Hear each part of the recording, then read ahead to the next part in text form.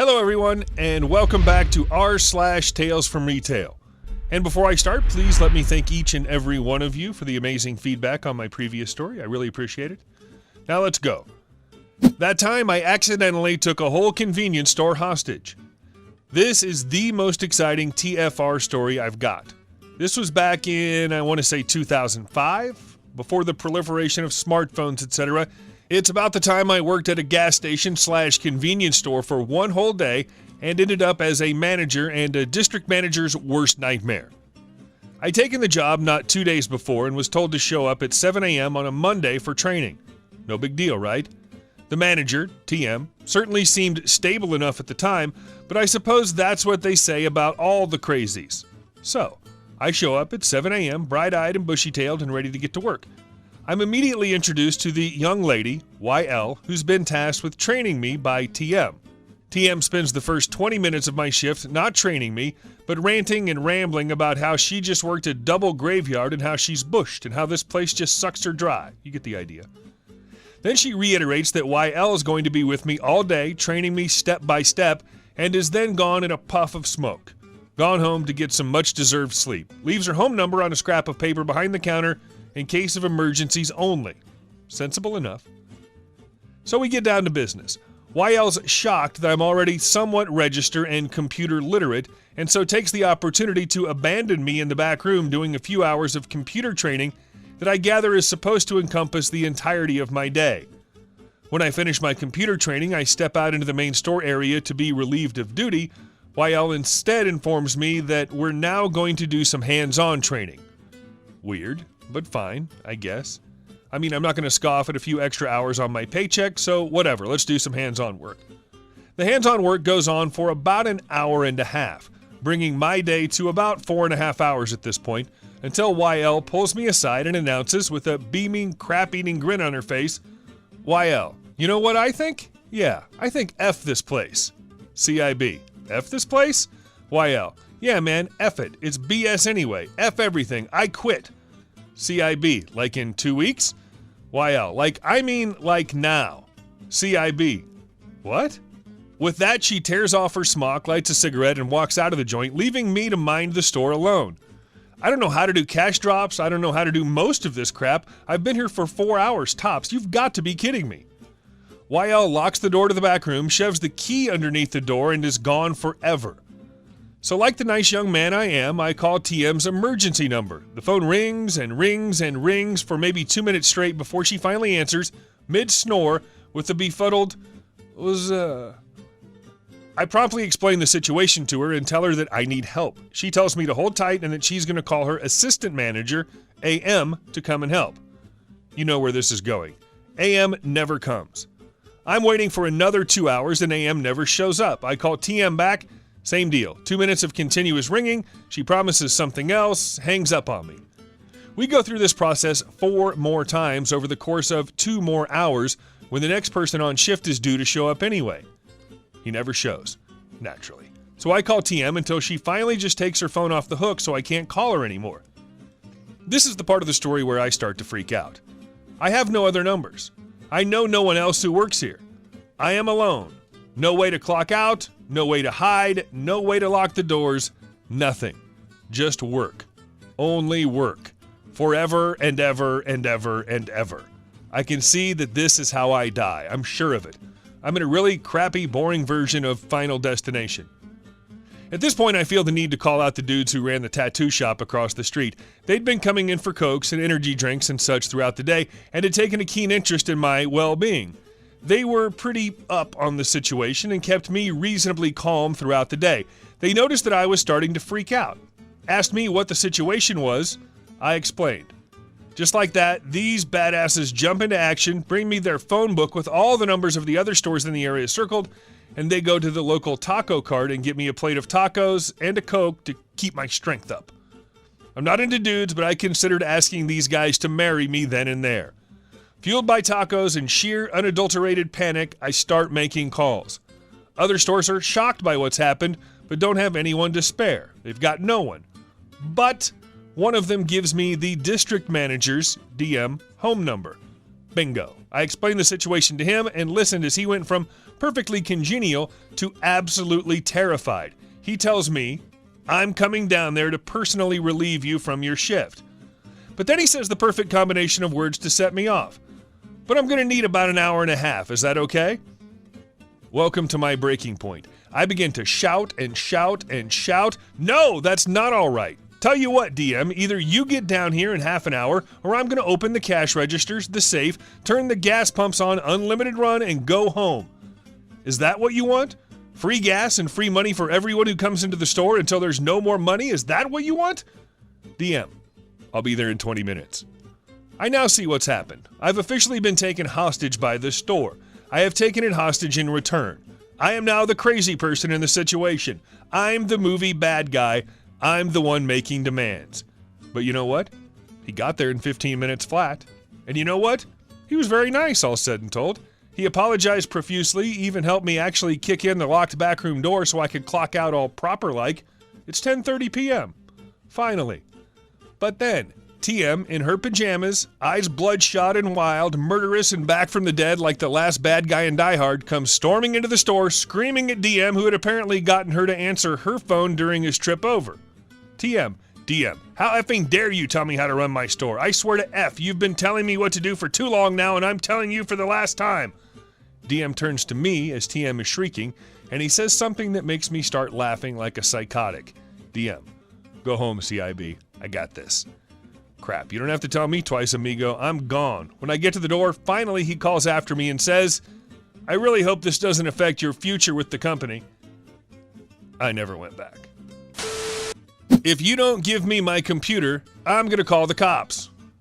Hello, so I'm not entirely sure if this fits here because my job is split between retail sales and repair work, but it's definitely about the stupidity of customers, so I'm gonna pick here. If I'm wrong, let me know. So it's an average weekday morning. I'm in the back, hiding away from the floor, working on some repair. I don't remember. The phone rings, and I pick up and give my usual cheery greeting despite my state as a soulless husk that pines for death. Me. Hello, thank you for calling blank. How may I help you? Customer. Yeah, I'm just calling to check up on my repair. I left it with you guys like a week ago and hadn't heard anything. Me. Okay, what name is the repair under? C. Blankety blank, and it's a 2014 MacBook Pro 15. Me. Got it. I put him on hold and look through my system and can't find him there. One of my coworkers is sort of dumb and will often misspell customers' names. I found the name Jennifer spelled like Xeniffer, so I try common misspelling, still nothing. Me. Hello, sir, I'm trying to find you in our system, but I'm having trouble. I think your name might have been misspelled. Can you please give me your phone number so I can find you? Customer, this is ridiculous, but whatever, fine. It's 555-555-5555. Me, thanks. So now he's getting pissy, which is awesome. Love that. I try to find him in our system by phone number, and nope, nothing. So I rope my awesome manager in. He says to try and see if we have him in the sales side of the system. Try both name and phone number, and nothing. My manager asks what model computer, and I tell him we both look for it, nothing. So I pull him off hold and say something that causes everything to explode. Me. Sir, we can't seem to find you anywhere in our system, not in sales or service. I also can't find that exact model in our store. We currently don't have any 15-inch MacBook Pros in for repair. Are you sure you left your unit with us? Customer. This is the Blanktown location, right? Me. Yes, sir, it is. C. Unintelligible yelling. I left it with you people and you lost it? I immediately hand the phone to my awesome manager and he takes over trying to calm the dude down. He yells at my manager for a few more minutes and my manager asks him questions. Awesome manager. What does the computer look like? Customer. It's covered in stickers, which the guy who took it in commented on. AM. Okay, what did the tech who took it in look like? C. He was tall, dyed red hair, nose ring, and tattoos. AM. Sir, none of our techs here fit that description. C. More screeching. I swear to God, if you don't find my computer, I'm going to call the cops and have you all arrested. So now I get the idea that maybe he left it at another location or a similar store. I start calling around while he's still yelling at my boss and he's trying to calm him down. I call a store we're friends with. I went to high school with the GM who often refers customers to us if they can't help them. They answer and I ask for the service manager there.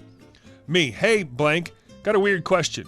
Got a really mean customer by the name of blank who's calling convinced he left his unit with us, but we can't find it. I know you got tats and a nose hoop, and that's the description he gave us, so service manager. Yeah, I do. What's the model and name again? Me, model and name. He says it should be covered in stickers. SM. Oh yeah, we got it. I actually gave him a call yesterday. Me, great, thank you. I flag my boss down and tell him I found it. It's at our friend's store. He looks so relieved and tells the customer. Customer ranting.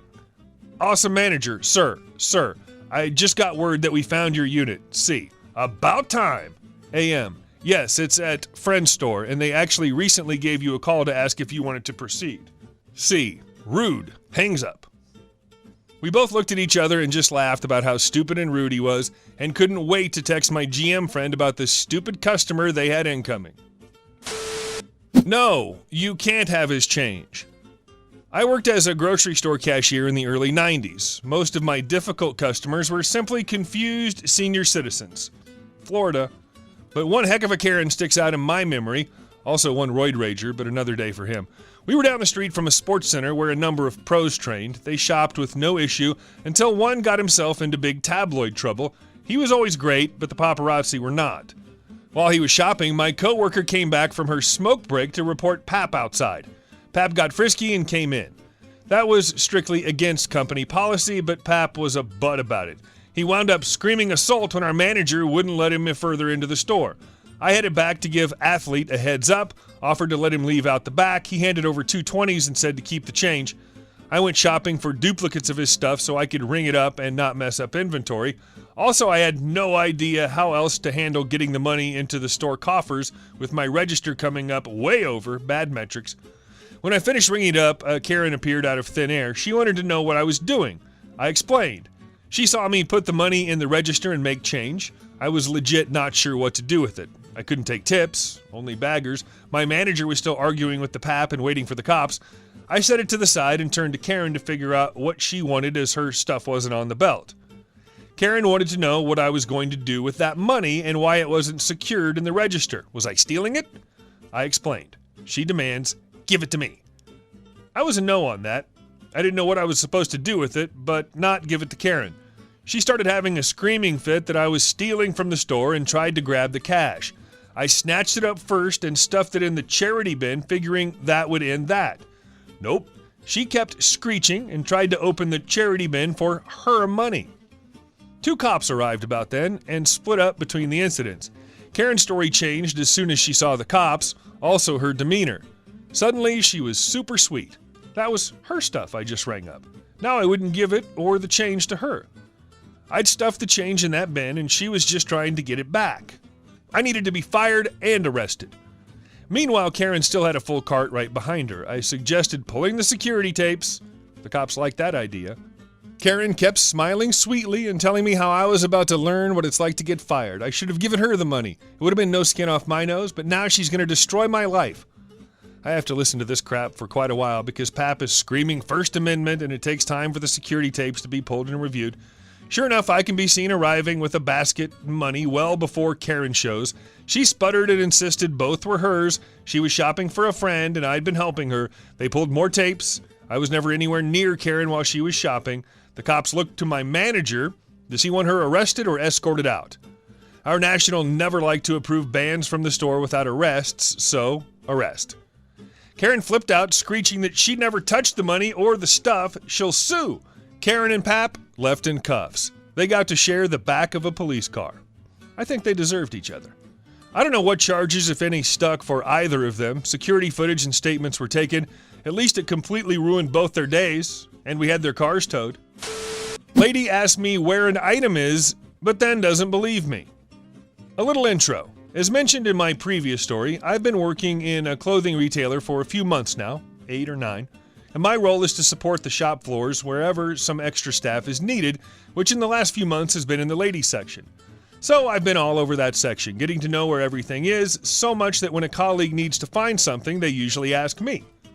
Now, on to the story. During the day, which this story takes place in, I was in the denim section to cover a guy that was ill. In this section, you might imagine we had jeans, denim jackets, denim dresses. I was going around making sure all the displays looked good and folding jeans. Why can't people fold a pair of jeans instead of throwing it after they've taken a look at it is beyond my understanding, but oh well. When a lady in her early 50s calls for my attention. I stopped folding and the conversation went as follows. Me. Yes, how can I help you? Lady. Hello, excuse me, I was looking for some navy blue trousers. Me. Well, we have some jeans in that color right behind me. Do you want me to show you some of them? Lady. Oh no, I wasn't looking for jeans, I wanted some trousers. Me. I see, in that case you need to go over there to the formal section. We keep all our trousers over there. I point in the direction of that section. Lady. No, they're not there. They were here last time. I was a bit confused at this point, as the section we were in had been the denim section for as long as I can remember. Even before I started to work here, that was its location. So I try again. Me. If you want, I can go there with you and look for the trousers, as I'm quite sure we don't have them in here. Lady. No, they should be here. They were here when I bought them, you see. She pointed at her trousers that looked just like the ones she was looking for. Me. Excuse me, could you tell me, when did you buy them? Lady. 3 years ago. I bought them in this same store. They were right here. At this point, my confusion was quickly replaced by a, are you effing serious? But of course, I couldn't tell her that. Me. Ah, I see. In that case, I think you should have a look in the formal section. We tend to move things quite often, and we only have jeans in here now. The lady was now starting to get annoyed, so she just left me there and continued browsing the denim section, of course without finding what she wanted. I swear I will never understand why she asked me if then she didn't want my help. I mean, yeah, I look quite young. The supervisor even asked me if I was overage once, but I work in here. I should know where things are. And who the hell expects to find something in the exact same place after 3 years? And the best part? The encounter had made me curious, so a day later I went to the formal section, and there they were, in all their glory, navy blue trousers. It took me like 1 minute to find them. If only she had listened. Thank you so much for listening. My little rants. Hope you enjoyed the story and wish you a great day.